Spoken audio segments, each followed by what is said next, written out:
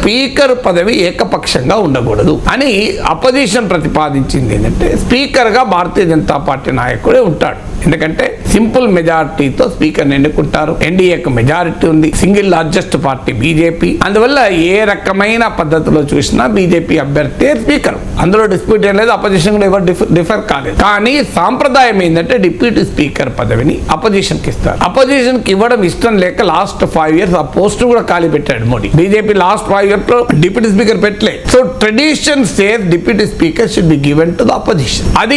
అది ఇవ్వటానికి మోడీ ప్రభుత్వం సిద్ధపడలేదు. తర్వాత ఆఖరికి ప్రోటం స్పీకర్ వ్యవహారం, అసలు ఈ డిప్యూటీ స్పీకర్ చర్చ రాకముందు ప్రోటం స్పీకర్ వచ్చింది.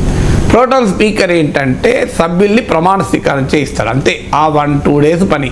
తర్వాత ప్రోటం స్పీకర్ సంబంధమే లేదు. అంటే ఇంత డిప్యూటీ స్పీకర్ ఇవ్వరు, ప్రోటం స్పీకర్ దగ్గర కూడా అన్యాయం చేస్తారు. What should opposition do?